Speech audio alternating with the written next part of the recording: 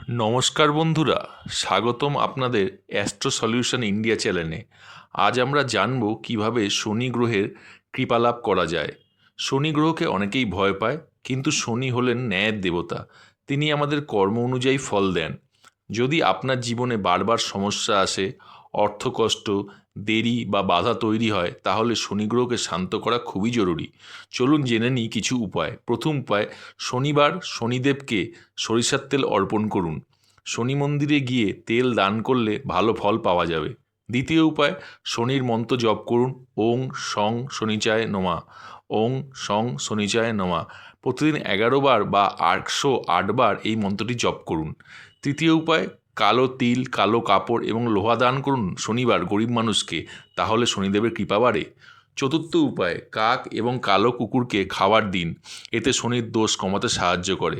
পঞ্চম উপায়, হনুমান চালিসা পাঠ করুন।